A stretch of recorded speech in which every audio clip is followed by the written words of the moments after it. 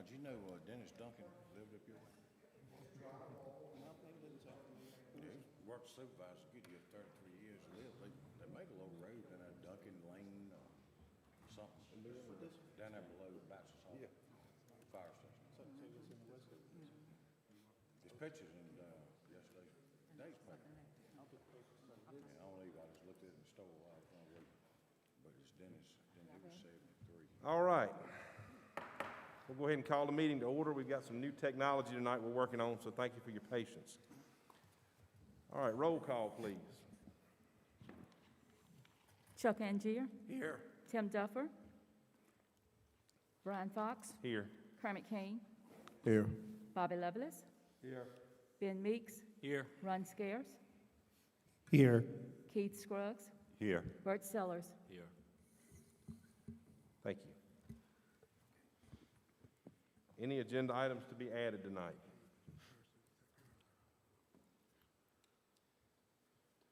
All right, hearing none, entertain a motion for the approval of the agenda. So moved. Second. We got a motion and a second.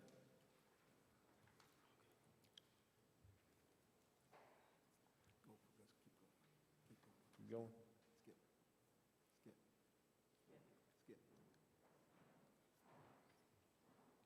What am I supposed to hit? It's supposed to come up on the screen, but it's not. Thank you.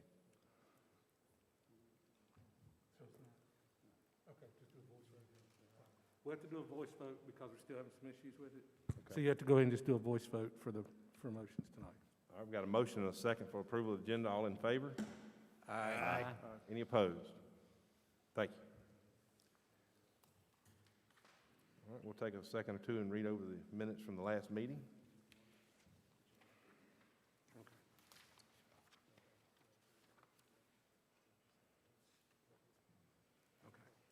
All right, we can do that.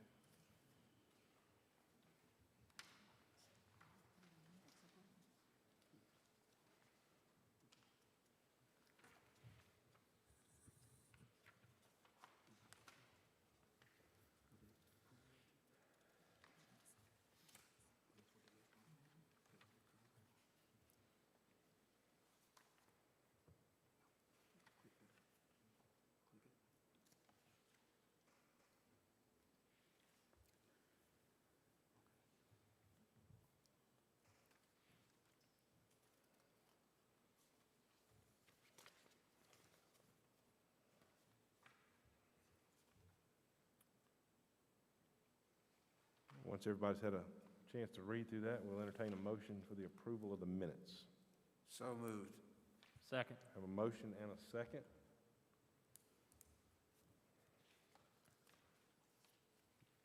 We're going to do a voice vote here also. All right, all in favor? Aye. Aye. Any opposed? Thank you. Presentations. There are none. There are none. Hearing of the citizens? No one signed up. We have none. Thank you. Fire Rescue Association report. Chief Neal, thank you for being here tonight, sir. All right, thank you. All right, I got a few things. I was talking to Bert coming over here. He said, God, don't talk that long. We'll be here to midnight. So we do have about 3 or 4 items I want to just address, okay? So the first thing is, well, first off, I would like to thank all the fire departments. The last couple of weeks, we've had some pretty big fires. I know y'all had the Sodomer fire. We had a big fire at Paradise Camp, and we had a big fire at Brockway. We thought everything went pretty good on them. There's a lot of county agencies that were called in just other than the original. So I think everybody worked good together for the county. I know y'all had some stuff from Danville. We had a truck from Danville like that. And just like to thank everybody that hopefully our system and the way we're doing stuff is hopefully going in the right direction, okay? So a couple of things from the Fire Association. Dean's working tonight, so as Vice President, I'm representing. There's a couple of things we wanted to look at. The first one, we got passed out a copy. It's a draft basically from the code. It's Code of Ethics, okay? And we pretty much understand all that. So Code of Ethics was given to the Fire and Rescue Association for review, and it was a draft, you know, from Chris and them. So our group basically set up a committee just to look over them, to help evaluate them. So sort of how we feel, just preliminary in looking at this, what we feel like basically right now, each department has a set of bylaws. I mean, everybody runs with bylaws. All these guys sitting out here, you got bylaws in each department. Ringo does, Roswell, Cascade. You got stuff to go by. We have a board of directors, okay? And we have officers, just like you do with Danville and stuff, okay? So basically, if I have a problem in my area at Ringo, and I've had quite a few, don't get me wrong, I mean, where you deal with somebody with sexual harassment and get rid of them, or stealing this and get rid of them, or social blogging and put them on 90 days probation. I mean, that's just some examples I've had down there that we've had to take care of people. But what we're looking at, if you get down into the code of ethics, and most of it, in my opinion, is good, and what you say, you represent yourself as a moral citizen, and we really push, hey, if I got a Ringo fire shirt on, I'll go to Outback and eat. Don't be sitting at the bar drinking a mixed drink, eating a steak, I mean, I don't want to be representing Ringo. If I go to Food Line and buy a carton of beer, I don't want to have a fire department hat on. I mean, we push stuff like that, and I'm sure y'all do too. But at the end of the day, it goes on to say, if you got somebody who's being investigated, that don't mean they've been charged. If they're being investigated for something or looked at for something, or you have somebody gets a driving citation or this and that and the other, that they need to report it to the chief of the department, which probably so. If I need to take it to my board of directors, I will. And then from there, it says like 5 days, you would take it to public safety. And that's sort of a little bit of a gray area that I think everybody's going to have a problem with. I mean, technically, if we got an issue, we're going to handle it. I mean, that's what we do. We've been doing it since 1958, and all these people have been doing it since they started. At the end of the day, you're pretty much innocent to proven guilty, supposedly in this day and time. And we don't want to get in a situation where the stuff is going to go, and I'm not knocking Slimp if it goes to Slimp or on up the ladder, and somebody's going to be the judge, jury, and prosecutor of a person in my department. I think the officers and the board of directors should have a chance to handle it like we've done ever since we've been in business. If it gets out of hand or the matter's too large, well, we've had an incident that is, being looked at, or maybe you got some infrastructure problems in your department or something, I certainly understand that.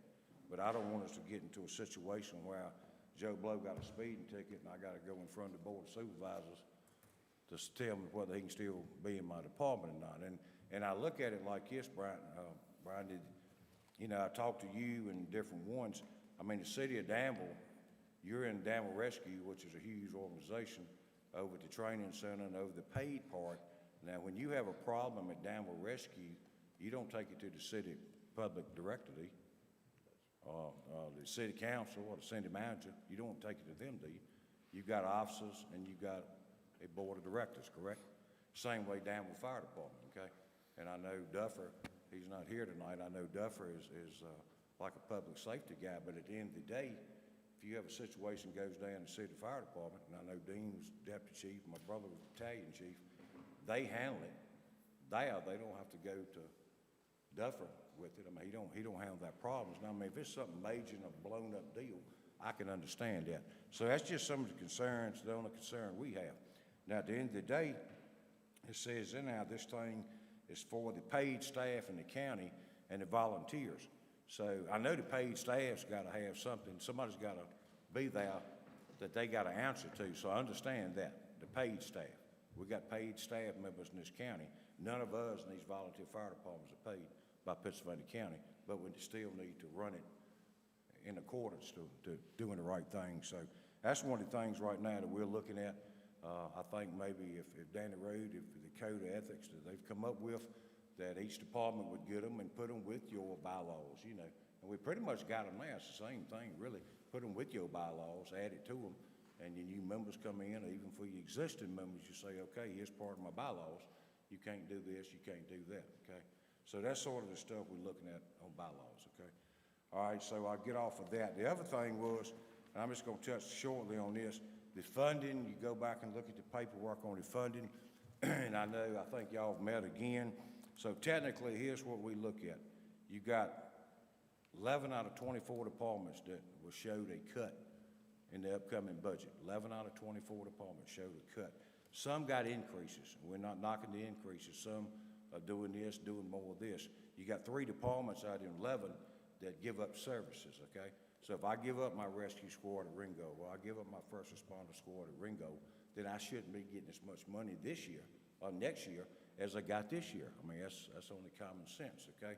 So that would technically leave 8 departments that we would hope, and this is gonna be a Board of Supervisors decision, I assume, to stay at the minimum and going forward. I mean, since last year, gas has gone up, diesel's gone up, electric bills has gone up. With the COVID, we've lost $50,000 in projects and donations. I can tell you right off the bat, I can tell you, and they just ain't Ringo, it's all these other people. Everybody wants to use the COVID. I got one industry used to give me 5,000, they give me 1,000. Well, COVID hit us and we had to cut back. They cut me 80% because of the COVID, okay? And they could have given me my 5,000, but they used it as an excuse. That's the way a lot of people are doing. So at the end of the day, you're losing money on that end, and then you get cut from the county too. And I think your county's been blessed getting that CARES Act money. I mean, you done bought 4 ambulances, you're building a new station up Hurt. You ain't got to take your 90,000 out, you know, and buy ambulances like we have. And the only thing I look at, and if I'm wrong, I'm wrong, okay? But technically, we've been getting 90,000 twice every year for 2 ambulances. So that won't give in this year, and we got CARES Act money, got 4 ambulances. So technically, I look at it where you saved yourself $180,000 from this year, from last year. Then we had to cut the training money come back. Because of COVID, we couldn't train. And I'm assuming this fire truck, if it go 140, Cascade, Matt, and them deservingly so will get their money. If they sent Mount Cross a 70 for a mini pumper, that's 210. That's 280 from 210. That leaves another $70,000. In essence, I'm just saying, in real life, you'd have probably gave, okay? So it equals out to about $280,000, in my opinion, or my eyes, that we didn't have to throw out, you know, from last year to this year. So I ain't gonna ask where the 280 went, but I'm just saying, if that was already there or could have been there, how come we got to cut these departments? And it don't equal out to what, $88,000? I mean, why we got to cut these departments? At least leave them at a minimum. So that's the only thing I want to say about that, okay? Now, there's a lot of people feel the same way about that. I'm looking at, in going forward, the truck rotation, I'm assuming it's the intent of the, I guess, the commissioners or whatever, public safety, to just dismiss the fire association from having any input anymore on fire trucks and rescue trucks and going forward. I mean, in the past, for the last 28 years that we've done it down here, you know, and it won't have a board of commissioners, okay, I'll give you that, but it would come to the Fire and Rescue Association, like, you know, in November, everybody would write out a thing and say, okay, I need this ambulance, I need this fire trucks. They would go in front of the Fire Association. The Fire Association would say, okay, we got these 3 want an ambulance, we've got these 4 want a fire truck, who we feel like is most deserving. You vote and you represent 2 names, and you give them to the Board of Supervisors. They the ones make the final decision. So in going forward and reading this right here, I'm assuming that from now on that it would come to the Board of Commissioners, you know, the group of commissioners, you know, which is good. I'm just saying, I'm assuming that the Fire and Rescue Association is just totally left out the picture now on CIP funding. Is that the way you see it, Chris? I think Mr. Scarce will probably answer that question when he addresses board actions, because there's some stuff in a motion that was made about that the other night. So I think that will answer that question. Okay, so that was my question on that. Look, my last thing, and this right here is sort of a common sense thing, I think, is something you were looking at. And these guys out here are experts, some of them smarter than I am, on what we're doing. My little bit of concern is we're looking at, and going forward, we're looking at initial dispatch and high priority of EMS calls, okay? And basically, what they're looking at doing is what's the word, Chris? What? Oh, echo calls is what it'd be called. That's the word, they're calling it echo. So in what I'm looking at right here, in going forward, and some of this is good, I think it's good. The following is a list of EMS calls, a county staff ambulance, we're talking about medic 1, 2, and 3, okay? at Hurt, Gretna, and Mount Hermon would be sent to, with a volunteer fire department on initial dispatch, okay? This is for review, and this is just a draft right here. So you're looking at allergic reaction call, you're looking at a breathing problem call, you're looking at burns, cardiac arrest, which I had medic 3 with me today on a cardiac arrest, thank God. Choking, electrocution, you don't see that a lot. Drowning, you don't see that a lot. Unconscious or fainting. Couple things in my mind, there's nothing in here about trauma. And I think, you know, you'll look at that. I mean, if you get somebody that's fell off a roof 12 foot, if you fell off a ladder, I got somebody hung in the machine and intertape polymer. I got a guy that fell off a tractor and run over by a bush hog. We had an unfortunate situation where a lawnmower run over a child's foot. Stuff like that is definitely, you need an LS and probably a medic truck to come with you. I think that's a great thing. I think your cardiac arrest is a great thing. The problem is we got to really make sure of, Chris, everything you look at, ineffective breathing, ineffective breathing, ineffective breathing, ineffective breathing, ineffective breathing, okay? So everybody now pretty much around knows the magic word is chest pains or I can't breathe, okay? You know, so, and I'm saying that, if I call 911, I got 4 cars in my driveway and 6 people can take me to the ER, and it happens all the time, I'm gonna call 911 because I want to get back of that truck, and when I get to ER, I want to be put in one of the rooms where I'm being treated right off the bat. You know exactly what I'm talking about, Ben does, and Peanut. But the bottom line is they're gonna use the word cardiac distress, chest pain, or I can't breathe good, you know, to get a ride to the hospital. So in looking at some of this, I don't know if all of these, I know it's preliminary, I don't know if all of these should be put in, because this is the reason why. You got Medic 1, 2, and 3. Well, I'm gonna use Medic 3's truck because they back me up, okay? So they setting up the station with Ray Earp. Let's go back and look. Medic 3 truck backs up 8 departments, okay? They back up on 58 West, Cascade, Brosville, Bachelor's Hall. We go up to Troy. We got Tunstall. We got Mount Hermon where they're sitting at. You're gonna come down to Ringo. You're gonna come down to Blair's, and they got some of Callan's area, okay? That's 8 rescues. Well, we ain't got but 10 in the countywide. You got 8 rescue squads. That one truck is backing up. Now, this thing says they will be dispatched soon as Ringo is. So say I get somebody that's having a breathing problem, okay? You don't say a cardiac arrest or having a heart attack. They having a breathing problem. It says they will be dispatched along. You don't say that? No. That's what I'm reading, No, breathing problem. I would have to be able to answer that. And I'll answer it when I cover that policy, but Okay. it's, just because it's a breathing problem doesn't mean it's an echo call, okay? You can have breathing problems that are other categories, less serious triage calls. So, no, that's not the way that works, exactly. I don't think some folks understand what the CAD looks like when that Right. goes in. Chief, they actually have a way where they actually count the respirations. Yeah. And in the CAD notes, it dictates whether it's effective or ineffective based on the number of times that patient's breathing per minute that dispatcher can calculate in. Yeah. And in the county, we don't get to see a lot of those notes. In the city, Right. some of us do, and we get to see how that CAD system works. But that ineffective breathing would be calculated based on that dispatch protocol that they're using. You could have a respiratory or a breathing emergency, and it's not an echo. Echo is the most serious call. Right. So your dispatchers are gonna have to make that determination. They do that now, yes, sir. Yeah, Well, actually, okay. when they put the data in, the CAD Right. program tells them what priority code that Right. is. And I mean, I got no problem with these medic trucks. I think it's the best thing the county done when you went to them, and at the end of the day, they help out a lot. This is what I don't want to see us get into, okay?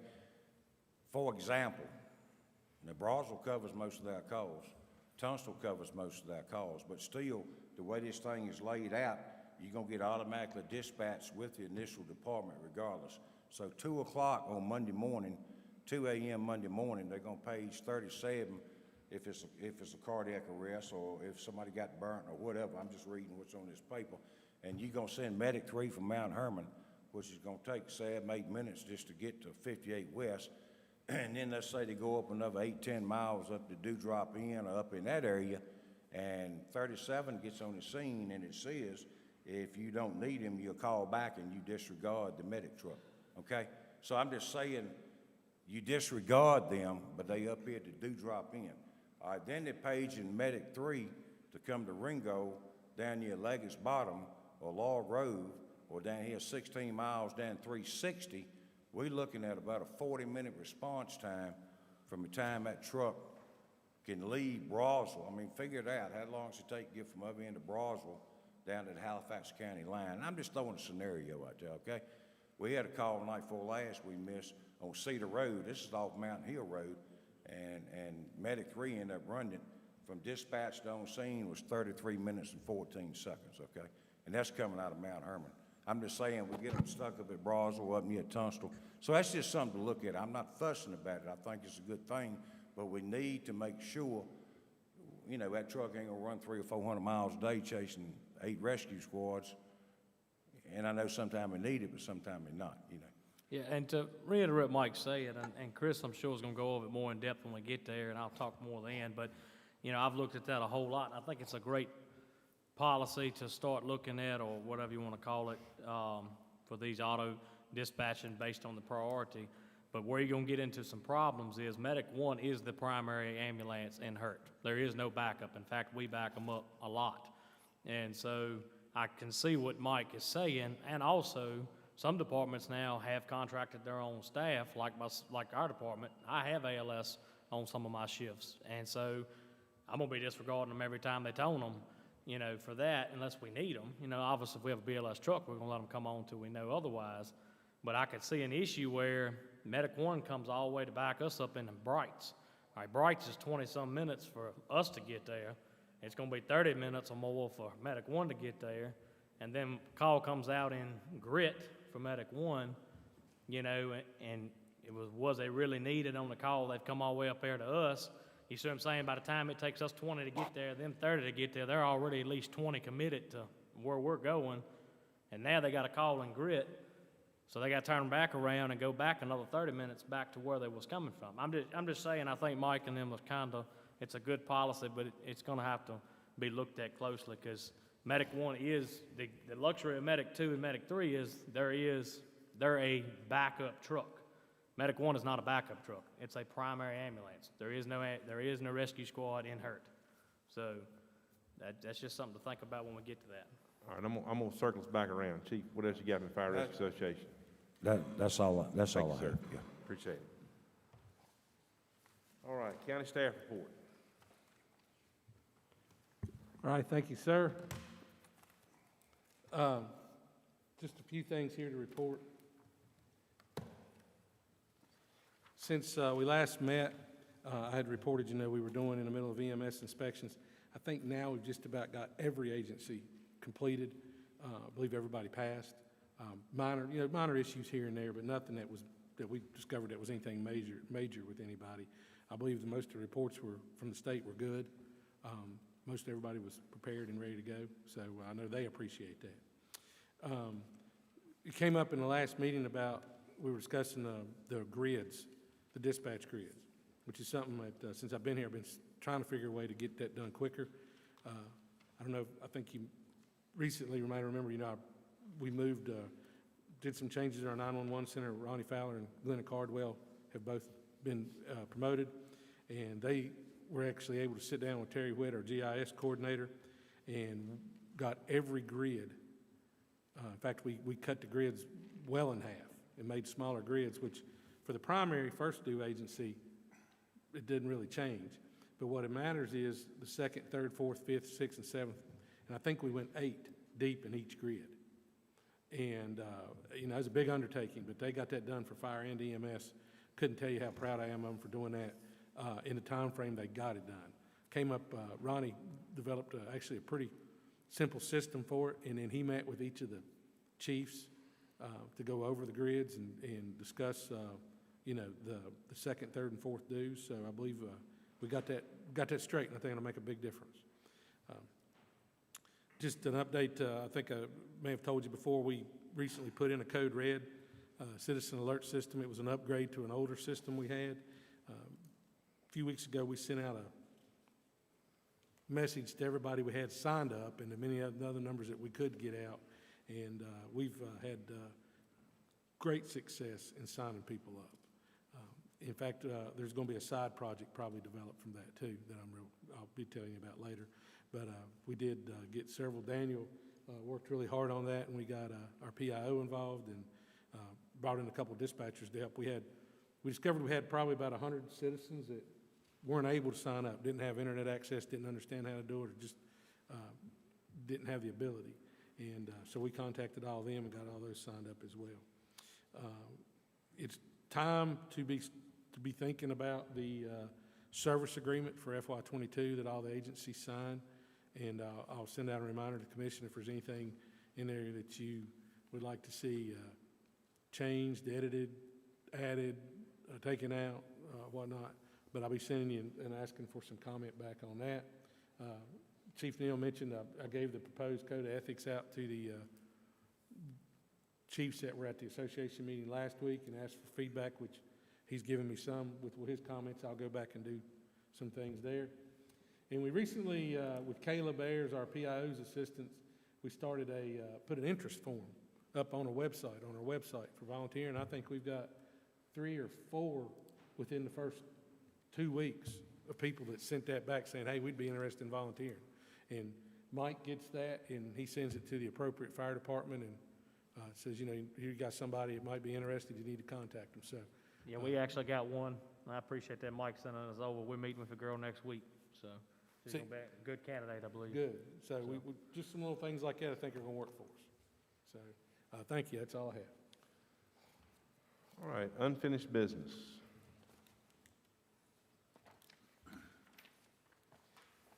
So the funding committee met. We had talked about the agency funding again last meeting, and the commission, after hearing comments and discussions, asked the committee to meet again. That's myself. I'll help with that, but Mr. Sellers, Mr. Angier, and Bobby down there all met to go over the funding, and it was looked at, and the committee recommended to keep it as they had initially recommended. And I've given you a list in your packets of what that would be. That would still need to go after action here. It would still need to go to the Finance Committee of the Board of Supervisors next.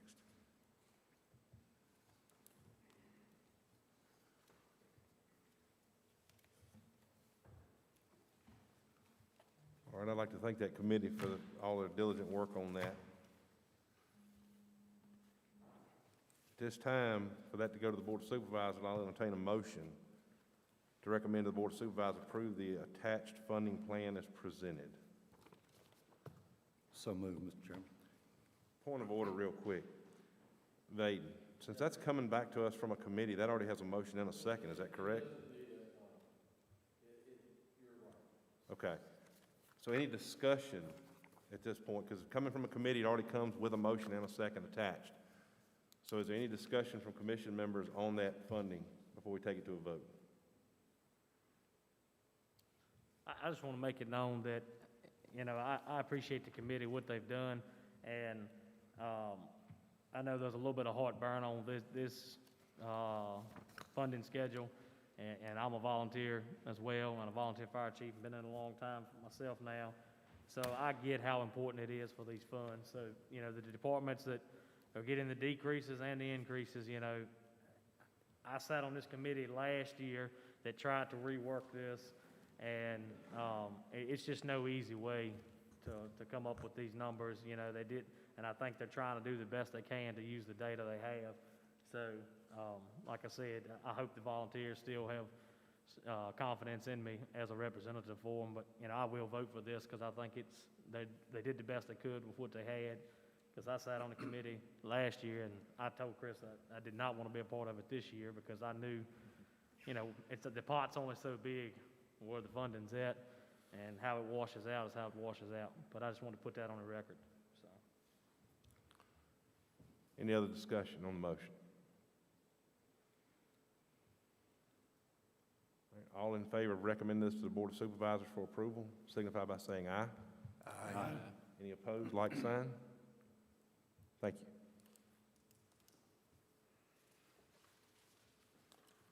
you. New business. Board of Supervisors. The Honorable Ronald Scarce. Thank you, Mr. Chairman. Just want to give a few updates on things we did on the board at our last meeting.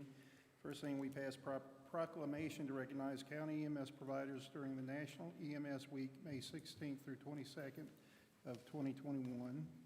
I know I can pass this on from everyone on the board. We truly appreciate the county EMS workers and all they're doing for our citizenry. And again, it goes back to our, I guess, our desire to continue to increase funding for the fire departments and EMS and as well as the apparatuses. Second thing, we approved county public safety ride-along agreement. So that will allow EMT students who are not affiliated with the county volunteer agency to do the ride-along time on county-staffed ambulances. Third thing, we passed approved EMS billing rates as presented by the Fire and Rescue Committee from the March 2021 meeting, commission. Unanimously passed the following motion. This motion was added to our agenda by Mr. Ingram, and it was passed 7-0 by the board. It was a motion to appropriate funding from the county's capital improvement fund for the purchase of a fire truck, each for Cascade, Mount Cross Volunteer Fire Departments, immediately following the Board of Supervisors July business meeting, and that all future fire and EMS apparatus purchases shall thereafter follow the Fire and Rescue Commission apparatus replacement schedule to be developed and adopted in the near future. So again, I want to piggyback and thank the ad hoc committee for all the work they did on that replacement schedule. I think it's a fair and equitable way to make sure each department is on a list to get a replacement vehicle, and kind of takes out all the guessing on who's going to get a vehicle. You know, at a certain time, certain date, you're going to get a new vehicle when it's your turn and when you need it for the most part. So I truly appreciate the work that ad hoc committee did on that. That's all I have, sir. Thank you. Thank you. Apparatus CIP funding schedule. Thank you, sir. So we have had a committee made up of Mr. King, Mr. Duffer, and Mr. Meeks, and I was sitting there with them, and we have reviewed our inventory of vehicles. We've also reviewed call data from 2020. We've reviewed apparatus as far as funding over the last several years of who's gotten what funding, and we made there's two different recommendations. One is fire apparatus would be based on truly an annual rotation, and in that we would also have, if a department, if it's their year to get it and they don't have enough funding to take care of their portion, they can pass to the next department and they keep their spot in line. When you get funding, you go to the end of the line. So that's what's been recommended, is based on just a true rotation of when you were last funded and when you're due again.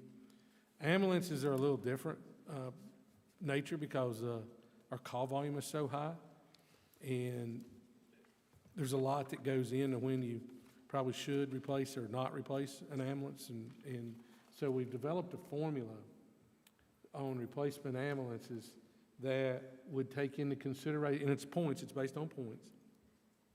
So you would have, you get for every year past the last time you got funded, there's a point for that. So, it's 2021. If you got funded in 2010, there's 11 points. And then the age of the vehicle is in consideration. How old it is, you get, the points for age. We, instead of mileage, we looked at engine hours, and there's a formula in there for engine hours, and you get points for how many engine hours are on the vehicle. And then it would be also points for the number of calls. For every 100 calls, there's for the year previous. So, we would look at this year, if, Callens, as an example, was putting in, we'd look at the calls they ran in 2020, and that's what we would count. Then there's bonus points if you are remounting a truck. You have to have a minimum number of points to be able to come up, so we're not replacing ambulances that have 30,000 miles that are 5 years old. But we've looked at what we felt was a fair and equitable way to do ambulances, because, you know, some agencies may have a high call volume and a really short transport distance. Some agencies have very few calls, but a long transport distance. So we were trying to, you know, if we just based it on years, like we do the other, I think some ambulances would honestly probably wear out quicker than they need to. And so we tried to do something that would be fair and equitable on ambulances. All right. Since that's coming from the Apparatus Replacement Committee, it already carries the motion and the second. Any discussion on the apparatus replacement schedule? Yes, sir. I have some. So, Chris, in our discussion, and Mr. Depper put this idea through email when we was finalizing to present this tonight to you guys, and I thought it was a great idea, and maybe we can attach it to the motion. So to send this to the Board of Supervisors, if this is what you guys so wish to approve. But in the case, so there's a possibility, you know, obviously you see the fire truck rotation. Every year somebody's going to get fire truck money. But the ambulance here is working off a point system now. So there is a possibility that there's going to be a year that no one scores enough points to need a truck. So if you have that situation, what we discussed, and Tim come up with the idea, and I think we all agreed we liked it. And like I said, I know that from year to year, the board has to appropriate the money if it's there, but at least put it in with the motion saying, in the case that no agency has scored enough points for an ambulance that year, that funding still be allocated for the public safety to use to help buy stuff for the volunteers, i.e. Air packs, you know, maybe an auto lift for one of the trucks in the county, you know, turnout gear, things like that, so that the money stays in the, you know, it's still getting utilized and it stays in the service and it stays in the, you know, benefiting the volunteers and the county's public safety altogether. Is that, did I say that correct, Chris? Yeah, that's the way I wrote the executive summary. It's in the executive summary like that. Okay. Yes.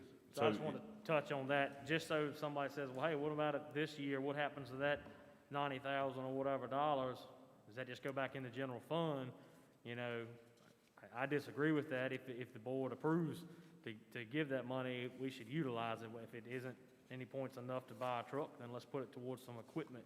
Because we have a lot of volunteer departments out there that are coming up on their needing air packs. And that's something we got to really be starting to look at. So, I mean, it's just wanted to add that the devil's So included. Ben, who all was on that committee with, it was you and? It was myself, Chairman? Mr. King, Tim Duffer, and then, of course, Chris was there. Okay, if y'all would like to amend that motion, Okay. go ahead and state your amendment. Mr. Chairman, I have a comment. Go ahead. Yes, sir. What would be wrong, what's going to happen the year that you have more than one agency that scores enough points to get a truck? Should we let this money roll over and use it the next year for 2 trucks? Because the year that somebody doesn't score enough points, and also I had a question about how was the point system derived? How did you come up with that? We, part of it was some stuff I came up with, and part of it was just discussion among ourselves of, you know, what we felt was fair, and if we were, you know, doing a point system and different things to look at to make it, to take everything into consideration. I guess that's the way I'd want to state it. And Mr. Sellers, I'll add, the points is similar to what the state does. So for RSFA, Rescue Squad Assistance Fund, if you put in a grant to get a truck from the state, they use a point system very similar to this, based off of all the information here. And I'm sure their point system probably goes even more in depth, you know, but they use a point system. So that's kind of how we said, how can we be fair? Well, that's how Is they there any get way to verify the points, or is there any audit or anything to make sure the points are correct? Yes, sir, we could do that. I mean, if, you know, if somebody's applying for a truck, we could certainly, you know, go look at that truck and verify what they're telling us, pull their call volume. We could do all that, yes, sir. Okay, now back to the question about the possibility of 2 trucks. If somebody didn't quite have enough points this year, and then next year you need 2 trucks, how do we address that? Well, normally we would try to fund 2 trucks a year. So, but I think, are you saying if we have, Well, you said More- the scenario was if nobody had enough points to get a truck this year, you rolled that money back somewhere. Ben was talking about where it rolled back to, buying apparatus or something. Next year, say if you're funding 2 trucks, what if you need 3 trucks next year? well, I mean, I think there's certain ways we could do that. We could, and again, that wouldn't be up to me, that'd be up to the Finance Committee of the Board of Supervisors. But I think the commission could make the recommendation to either, A, roll that money, you know, for future apparatus, or B, roll that money and use it for the other needs, like they've talked about, like air packs, turnout gear, so forth. So I think the commission could make that recommendation, but ultimately it'd be up to the Board of Supervisors and the Finance Committee of the Board of Supervisors. Yeah, do we want to leave it open to where, just leave it like it is, and if we get to the scenario there is not enough points, then we make a decision, a recommendation, you know, our That's the vote? point I was getting to. We need to have something in place that is standardized moving forwards. I know we got to stay flexible. I know it's a fluid situation every year, but we need to have something. We need to have some kind of standard commitment, I think. In other words, what are we going to do with the money? Ben's making suggestions. I think we need to decide right now what we're going to do with that money that is there if nobody gets a truck next year. Well, theoretically, the only thing that the commission could do would be to make a recommendation to the board's finance committee. So that would be, I'm not sure how to answer your question. I would say we as a group, or you as a group, can't ultimately make the decision. You can make the recommendation, which I think you should, and it would still be up to, you know, the finance committee and the board, and ultimately the board of supervisors as a whole. So what you're saying, Chris, is we could vote to roll that money back into the budget, but not dictate that it's spent on anything specific. I mean, I agree with Mr. Sellers. We've got to be careful. You may get in a situation where you got to buy 2, you may need 3, and we spent that money. No, I you know, and I understand that too. I think, again, depending on the needs at that time, we could have a year where, you know, we don't have, as an example, anybody applies for an ambulance, but we don't have any other real pressing needs. So there you might want to say, look, we want to request that the Finance Committee continue to roll this for apparatus. But then we might have a year where we have nobody apply for ambulance, but we've got, you know, departments that are in that, as Ben mentioned, the situation where they got to have the SCBA's because so many of them are going out of date. And we might want to use that money for that year. So I think the bottom line is you want to try to make the recommendation that the money stay in fire and rescue. I think that we'd all agree on that. So maybe you leave it at that, so it gives you the flexibility as a commission to say, we would like to request the board do X, Y, Z with this funding. Does that make sense?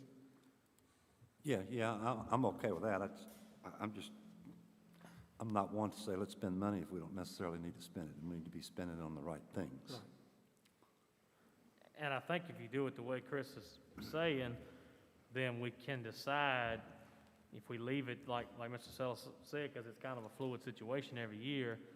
If we kind of just leave it as is and just say our recommendation is that if it gets a year that no one applies and no one has a need for an ambulance, then we would make a recommendation where those funds should go. I mean, ultimately, it's up to those guys, you know, the board members, they're going to dictate where it goes. We just make the recommendation. So, you know, maybe that's the best case is we don't close ourselves into a corner here saying, you know, it's got to go to buy equipment or whatever, or got to buy another truck with it, or got to roll it over. We make the determination on a yearly basis based off who applies. Because that's similar to what the association did anyway. I mean, I know they always did have somebody apply, but in the case that they didn't have somebody apply, you know, then there was nobody to pick from. So, you know, that would be my recommendation. Again, I just wanted to bring it up to you guys because, I mean, Keith is right, we don't need to just try to spend money just to spend money, but we also need to make sure that we're reinvesting into the service. So if we get to a situation, and it could be, because we're updating our trucks, we just got 4 off of CARES Act. So there may be here in the near future a year where we don't have an agency that applies for any agency that applies for the funding, then there's gonna be sitting that pot of money that's usually been getting spent out. Now we're just gonna defer that back to the general budget, or can we use that to some of these projects like the air packs and stuff that we know we gotta have, and some of these agencies cannot afford them? I mean, I know I just priced 20 air packs, it's $130,000. So, you know, stuff's expensive. Mr. Chairman, I think the key to it is we're trying to keep, if nobody applies for an ambulance, is to keep the money in the fire rescue budget. So it doesn't kind of get away from us as time goes on. So that would be a recommendation at that point in time, or should it be added to this motion? Well, I think it'd be at that time based on the needs, truthfully. I mean, and I'll tell you, and Mr. Smith would probably back me up on this every year when I do my capital budget. There's things I put in there that are not for like that coming year, but I know down the road, we're gonna need X number of dollars in this year, or in this year, because I know there's certain needs that are coming. So, having rollover capital, if we can get it, is a good thing. And we can always go to the board. You know, so if you put it in the apparatus as an example. Well, if we designate money for a truck, and we come back in 2 years and y'all spent the money somewhere else, we need an assurance that the Board of Supervisors are gonna fund that truck in that next year. We can't spend capital money without board approval. Before we can spend. That's what you're talking about doing. You're talking about spending it on something else. I just want to make sure that it is there for what it was intended for. I see what you're saying. Which was trucks. You have other line items for air packs and different things, I'm assuming. No, sir. We But don't. It's got to come from somewhere. It's got to be a line item somewhere. You know, general budget or general fund or something. It don't just fall out of the sky. We've never funded air packs. Well, when I said air packs, I used that as an example. Oh, I see, okay. Somebody pays for the air packs. Yeah, and Mr. Sellers, I mean, I totally agree. Don't mistake me. Now, I'm not trying to say that we need to try to start deferring ambulance money or fire truck money to buy, turn out That's what I want to make sure of. That's what that's Yeah, my I mean, the first and foremost is the trucks. I mean, we gotta have the equipment to get there and transport patients, but I'm just saying in this scenario, and we don't need it, because with this point system, there is a chance that you're not gonna have an agency that meets the criteria. Even if you have and maybe that's one question that we didn't answer as a committee. What if we have 2 agencies that apply, Chris, and both of them score 43 points, and the minimum's 45? So does that year we're not funding anybody, even though we had 2 apply? I mean, I guess make sure I understand myself, and I was on the committee, so. You would have to have those minimum points. Okay, so that's what I'm saying. So you could possibly even have agencies apply, and they don't meet the minimum, so then you got that money sitting there, and we would hate for it to get, because I know the board members have a lot of projects, they can reappropriate that money somewhere else really easy. So let's just say, hey, let's keep it in the fire and rescue budget, and then let this group decide kind of where it should go on a recommendation basis, and then let them, and then that's up to them to decide, really, but. Mr. Chairman, Yes, sir. could I say one thing? Yes, sir. So basically, in the last 5-10 minutes, when I'm sitting there listening to, it's basically the same thing that I brought up to you a little while ago. So we're saying, and going forward next year, if you don't have to fund 2 ambulances or you don't fund 2 fire trucks, what Ben is saying, where's the money going, is a good question. Is it going back into a budget where it can buy fire stuff, not just going down the general fund, but fire stuff, air packs or coats or whatever. That's what you're talking about. And that's what basically I just told you. Last year, we've always funded 2 ambulances. We didn't fund none this year. That's 180. You done 210 on 280 on the fire truck. That's 250, and we took about 30 back on training because of COVID. So we had about $280,000 that we've been spending. That basically what you're talking about now that didn't get spent this year, and yet we just sit here and voted to decrease 11 departments' budget funding going into this year, which totaled $80-some thousand. That's what I don't understand. The same thing you're talking about now. All right, so on this motion, we have a motion with a second behind it.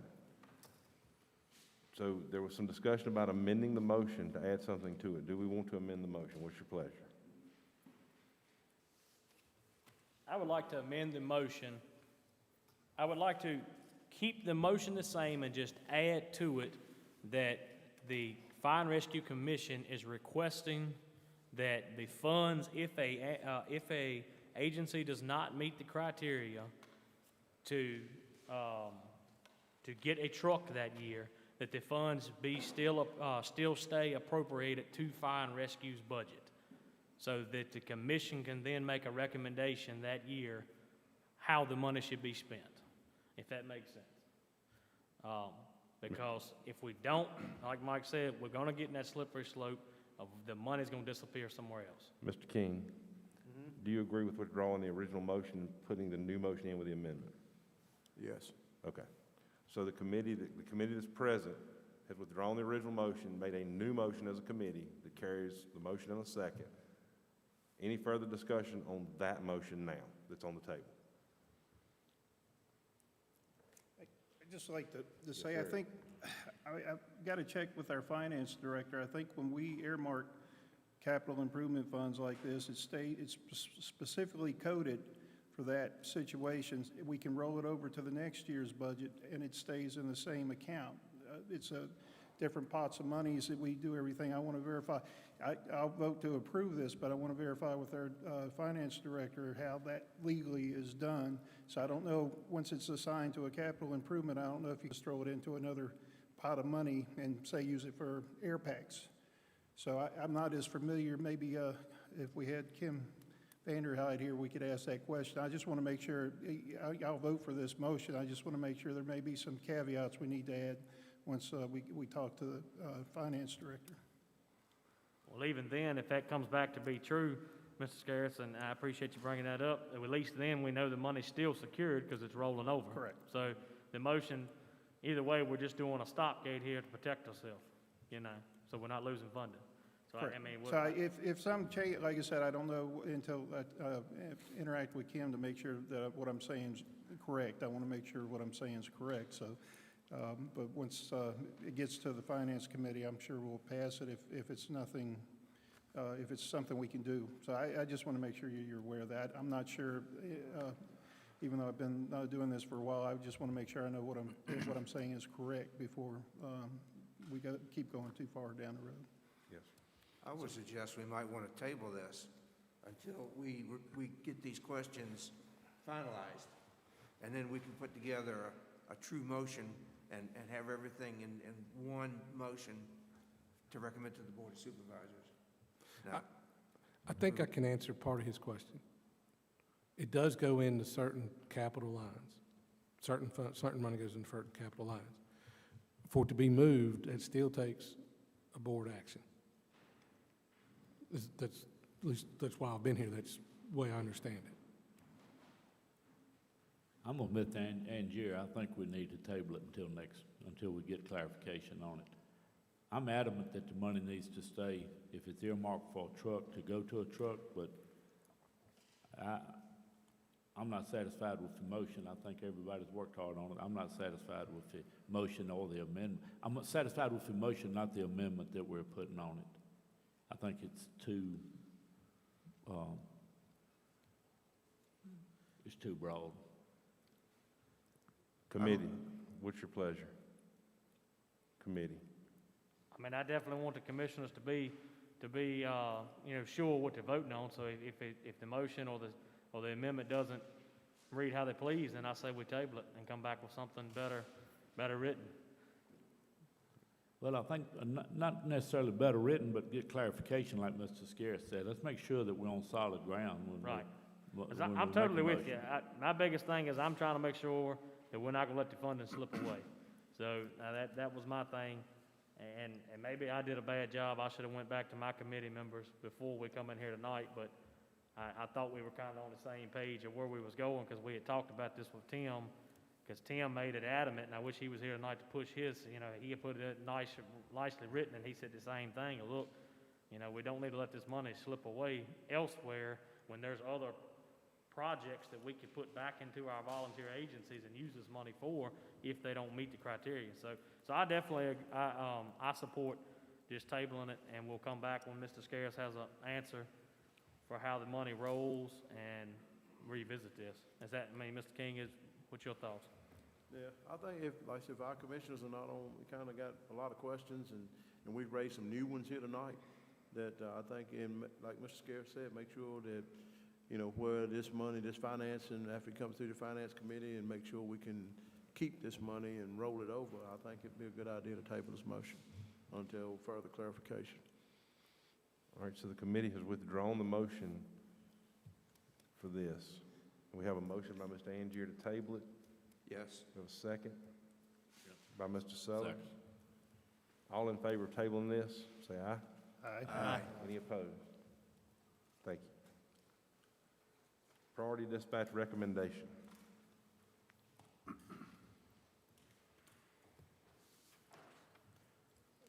All right, thank you, sir.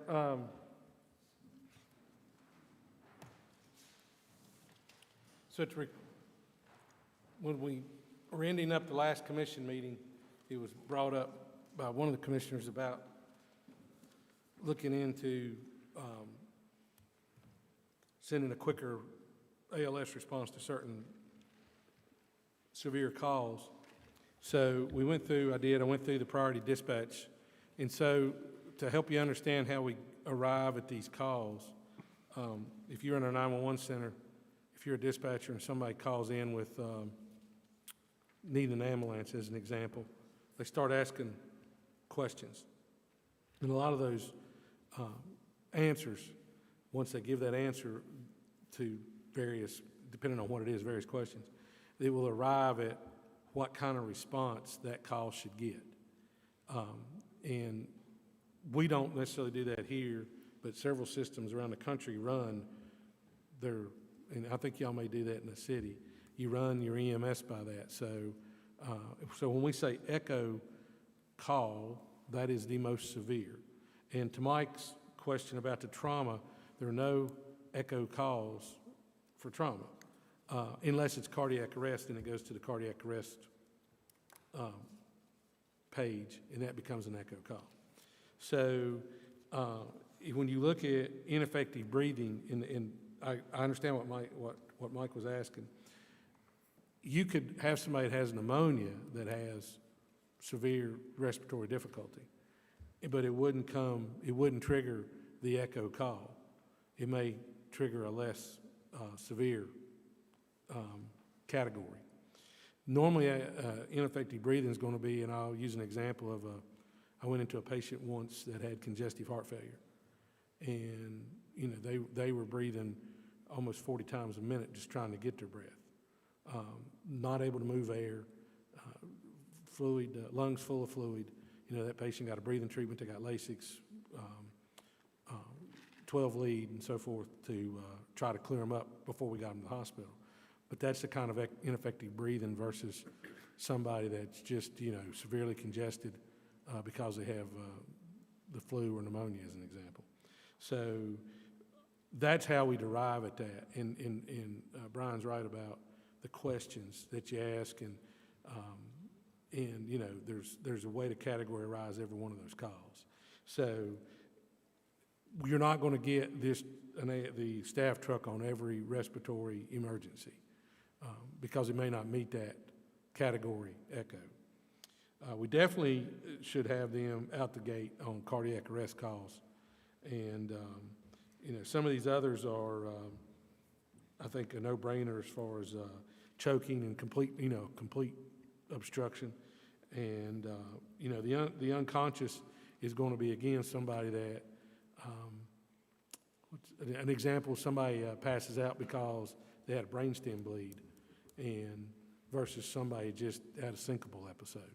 So those are things that, the dispatchers will be able to narrow that down, and hopefully we won't be sending those trucks all over for the ones that are, not needed. But definitely think, and we can whittle this list down if you want, but there's no doubt, I think the cardiac arrest calls should be absolute positively. We send that truck out the gate until we get people on the road and get people there. I know that this is heading toward a motion to send it toward the board for approval, but I want to say one thing. Coming from an EMS background, that's what I do every day for a living. I'm just going to tell y'all, I'll take this a step further. If you're EMS certified and you're riding down the road, Chief Talley will verify. I live in his first due area. If I hear cardiac arrest as one of my neighbors, Chief, where have I been? I'm there. I don't have to be dispatched. It's the right thing to do. So if you're an EMS provider and you hear that call, I don't care if you're first due, you're 21st due, it doesn't matter. What matters is that patient lying there dying, ineffectively breathing, and that's what we're in the business for. If we're not, we need to get out of the business. I'm just going to be brutally honest at this point in life. So to me, ineffective breathing is agonal ineffective. That means CPR needs to be started immediately because it's not good. Cardiac workable arrest. For every minute you're not on that chest, it's a 10% decrease in survivability rate for that patient. You need to get on that chest yesterday. It needs to be there. Electrocutions. Again, electrocutions, they keep them in the hospital for weeks monitoring them because you don't know what it did to their electrical system in their body. So they can go into complete failure at a minute's notice or a second's notice. Drowning, near drowning.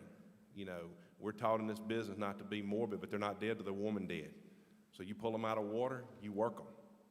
And you want the first available responders that can safely get there and do that to do that. Because just remember one thing, when we put our head on the pillow tonight, if that's our family, we want the first available responder there immediately.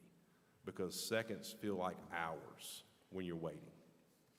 So that's all I have on that.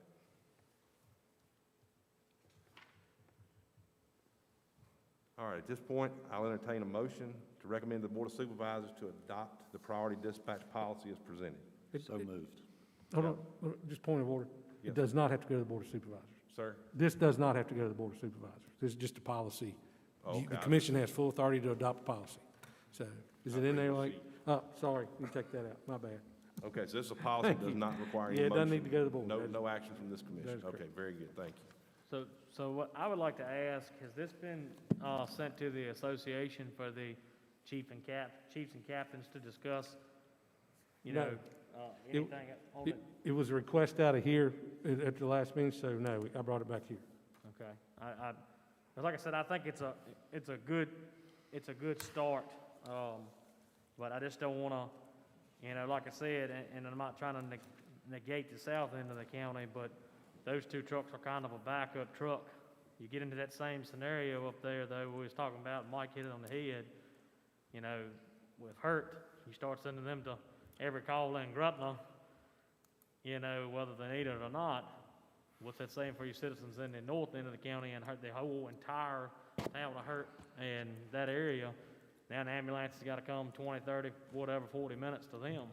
So I think it just needs to be, we need to be careful that we're not trying to race ambulances here. I definitely think public safety, cardiac arrest, those type calls absolutely should be dispatched on the initial. They have medics on their trucks, they're staffed, they're ready to go. I never would negate that, never would argue that.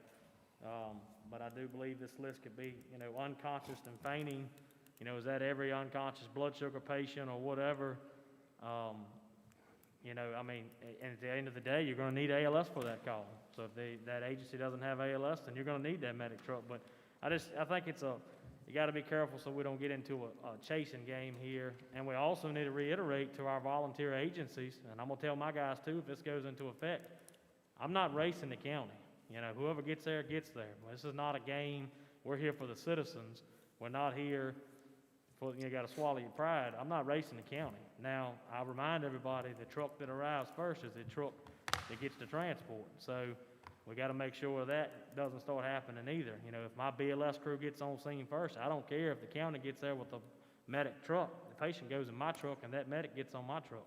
Because that's how that works. We transport if we make the initial contact and we load them in our truck. We're not taking time to unload them to put them in the county's truck, because then that's bad. That's bad patient care. Well, as that reads on the bottom, it says, once the appropriate units are responding or have arrived on scene, determination can be made as to what resources still respond for assistance. you guys are gonna make that decision on the scene, right? Right. Chris, I think this was just said, but this is one way that we're gonna pretty much guarantee that ALS is gonna be en route to every call. Correct. And I think that's excellent for our citizens.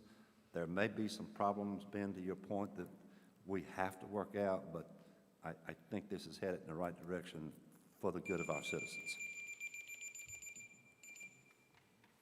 So Chris, you adding trauma calls too, right? Trauma calls. Sir? You gonna add trauma calls to that- that, right? Again, there's no trauma calls that reach the echo level. Now, that's something, Mike, I agree with you, we could work on. We could pick and choose some of those. It would really take, I could bring a priority dispatch book in there with me and sit down with some of you guys, and we could go through and I could show you what calls reach what levels. Chris, wouldn't that be similar to the auto launch protocol for the helicopters? Similar, yes, sir. Yes, sir. So if the mechanism dictates that, the mechanism may You could do dictate that that. other unit. And so, Chris, out of clarification, 2 ambulances responding, 2 agencies responding. Who bills? The Agency of Transports. So that's going to be one of the determining factors of that. Okay. I mean, the patient care and what the patient needs should be always the determining factor, not who's making the money. Correct. Yeah. Like I said, I agree with that. I'm just making sure that everybody understands. We don't, and I've talked to Casey about this, and she's reiterated to her people, you're not gonna come to my scenes and take people out of my ambulances. Your medic can get on our truck and we'll transport. That's how that works, because you're taking too much time to remove patients and put them into another truck, and there's no need in that. That's all about money then. That's not about what the patient needs, so. All right. Other matters from the Wait a minute, commission? you had a motion. Yeah. I thought, I said heard we don't somebody need make a a motion on motion that. before on this. You said it was policy, we didn't need a motion. I thought I heard somebody make a motion. Me. Oh, it was you, okay. You didn't get a second. Well, we started talking, so I didn't know if we got a second, okay. Yeah. So what do we want to do with it? Does it need a motion? You said that was policy, right? Yeah, no, I'd still need a motion from you guys, yes. Oh, okay, yeah. Yeah. Keith had a motion. Second. Got a second by Mr. Angier. Any further discussion? All right, all in favor? Aye. Any opposed? Thank you. All right, matters from the commissioners. I'll start with the Honorable Mr. Scarce.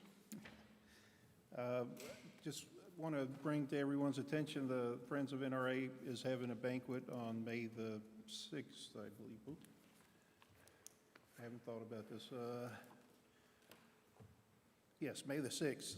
If you guys, anyone wants to buy tickets or do a sponsor package, we have many opportunities available. We have an early bird drawing. If you can buy your ticket by the 29th, single tickets are $50, and all the money that we raise from these events goes directly to the local Boy Scouts and school systems to do weapons, firearm training and shooting sports. So the good thing is all the money we raise stays in the county, and if you feel like it's a worthy cause, you can get in touch with me or find another delegate on the banquet committee and buy a ticket. Thank you, sir. Thank you, sir. Mr. Sellers. I have one question, and I think Mr. Scarce and Mr. Smitherman probably can help me with it. The last meeting we had to vote 2 times to get Cascade a recommendation to get a truck. Somehow or another it fell through the crack the first time. We passed it the second time, and I understand they got a truck. And I understand also that Mount Cross got a truck.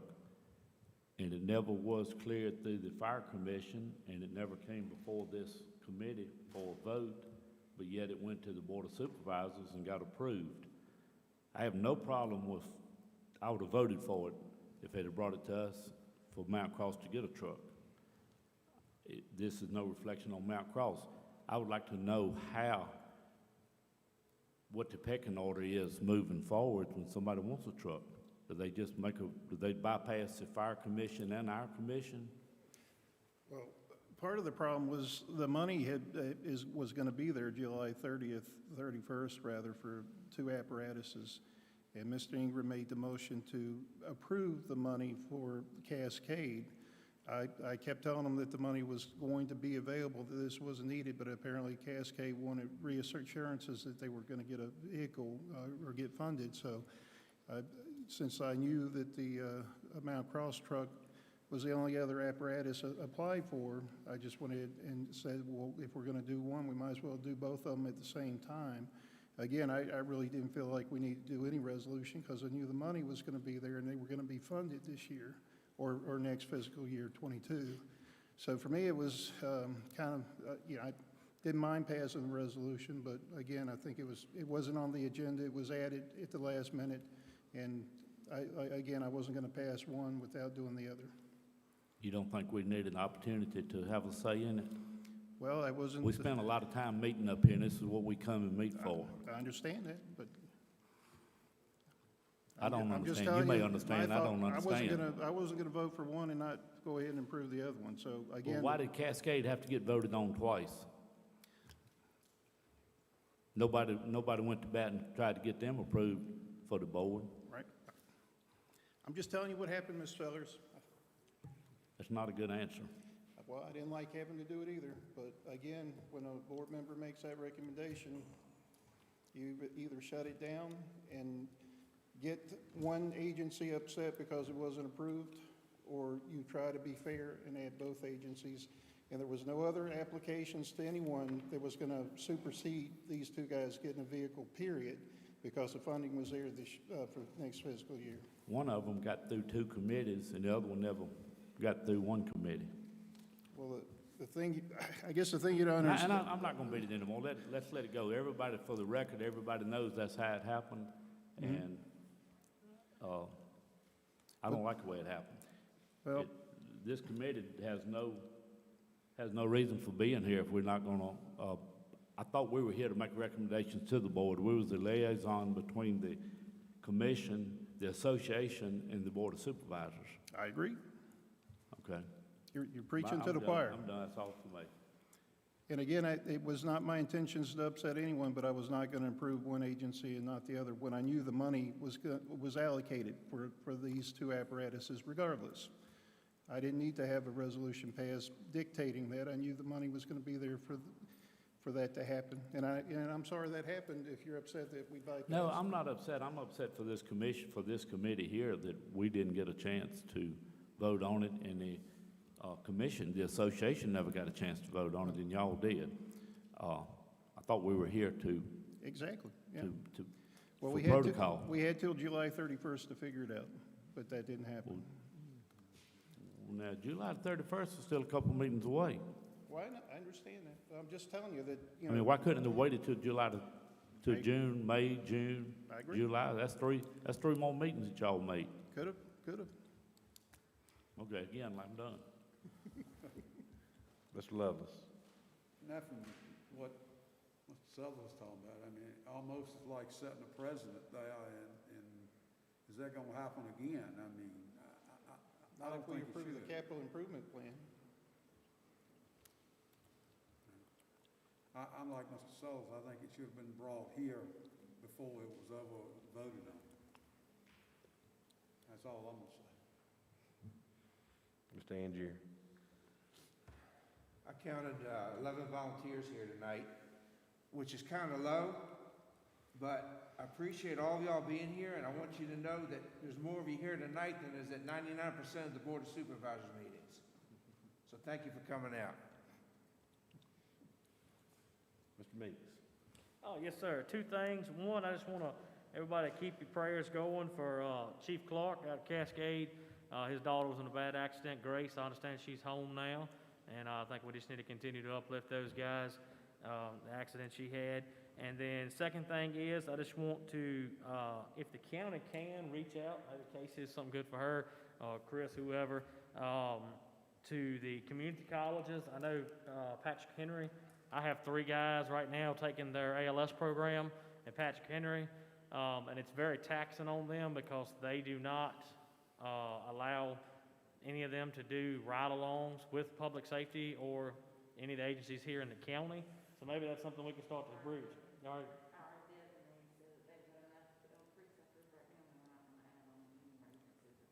All right, well, that answers that. Thank you for reaching out, Casey, because I can tell you they do not have enough, because my guys, it's a hard time trying to get, but I mean, I don't know why they won't take your help, but at least you reached out. So that's all I have. Thank you. Mr. King. First off, like I said, prayers for Chief Clark's daughter and Cascade, y'all in prayers. Also, thank you for all the volunteers for everything that they do. And also, Mr. Sellers and Mr. Lovelace, they hit on everything I need to say, so I'm not going to keep beating it. Vice Chair. No, sir. I'd just like to go back and reiterate what Chief Neal said at the beginning. Several of us from the Danville did end up out there at the Brockway glass blower. And I know the county had a whole lot going on right there, but I don't know how many county agencies it was, but it was a bunch. And there was a bunch of folks out there. And I saw teamwork. I saw white helmets toting the weight. White helmets were doing the job. And that's impressive. A lot of times, chiefs think they're supposed to sit back, and I saw them doing the work and carrying the heavy load. And kudos to everybody that was out there. It was a job well done. And talking to Chief Neal out there on that scene, they weren't too far away from a major catastrophe. And they really hit it hard and did a good job from what we could see there. So to everybody that showed up out there at that one where I was, and the one at the campground and everything else they had going on in the county at that time, and even over the last 3 or 4 days, they've had quite a bit of motor vehicle crashes and some with some fatalities and significant injuries. And so I tip my hat to each and every one of y'all volunteers out there that are doing this day in and day out, because y'all are carrying the heavy load. Keep up the good work. It's appreciated. All right, at that time, we're going to go into closed session. Let's see. Chairman, I'll make a motion to go into closed session for legal authority, Virginia Code 2.2-3711A8. Subject matter, Keeling Fire Department probationary status. Purpose, legal consultation, advice regarding the same. We have a motion. Need a second? Second. Have a second. All in favor? Aye. Any opposed? Thank you. Yes.